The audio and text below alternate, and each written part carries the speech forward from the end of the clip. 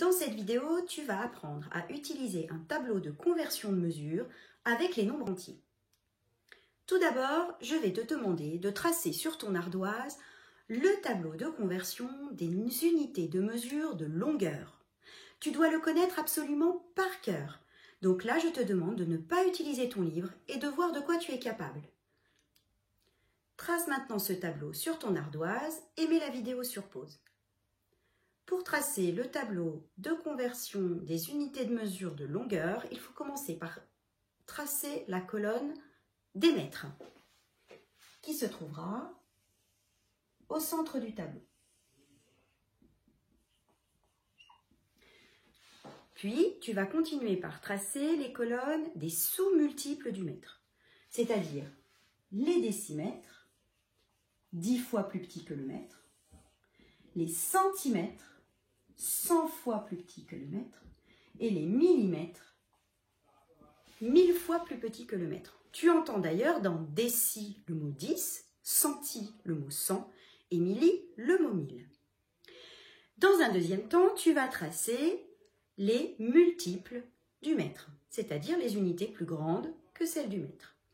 Nous avons les décamètres, on écrit DAM, pour ne pas confondre avec décimètres, les hectomètres, HM, et une unité bien connue qui sont les kilomètres, KM, 1000 fois plus grande que le mètre. Pour commencer, je vais te demander de convertir 2 km en mètres en utilisant ton tableau. Mets la vidéo sur pause et complète ton tableau. Pour convertir 2 km en mètres, je vais commencer par placer le 2 des kilomètres dans la colonne des kilomètres. Puis, je vais rajouter autant de zéros qu'il faut pour arriver à la lecture en mètres. 2 km, c'est donc 2000 mètres.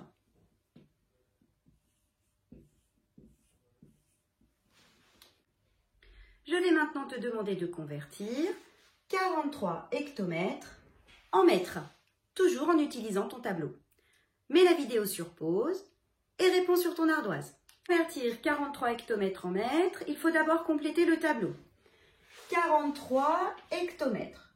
Le 3 correspond à l'unité hectomètre. Je commence donc par remplir le 3 dans mon tableau, dans la colonne des hectomètres.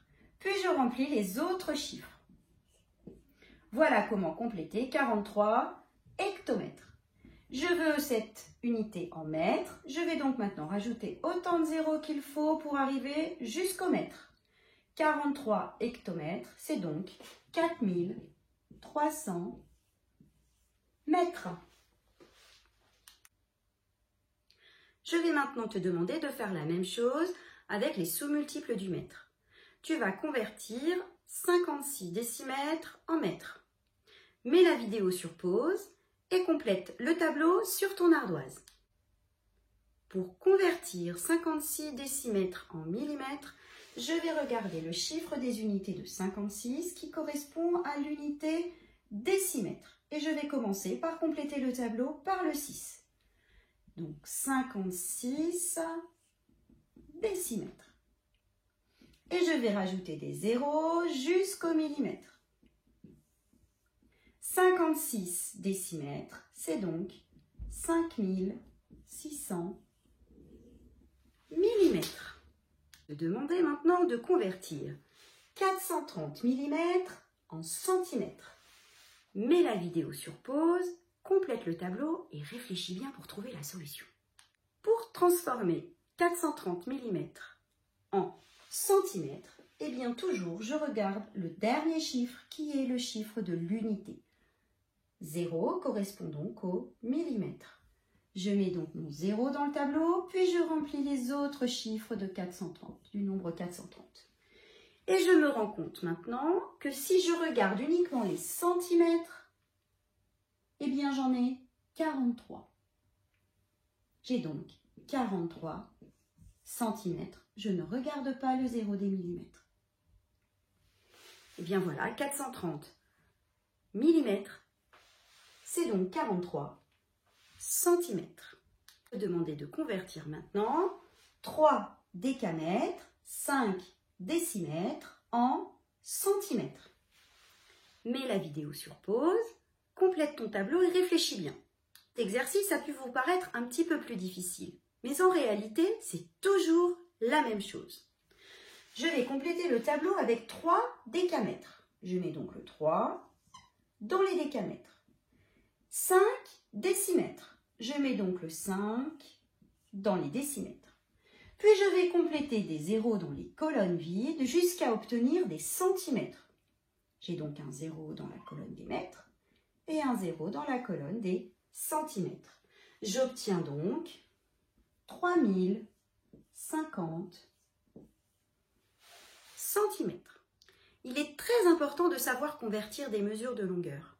En effet, dans les problèmes, lorsqu'il faudra ajouter, soustraire ou du moins calculer des mesures de longueur, il faudra toujours qu'elles soient dans la même unité. On ne peut pas additionner des centimètres avec des millimètres. Il faudra choisir, soit tout en centimètres, soit tout en millimètres. Et bien maintenant, à toi de jouer.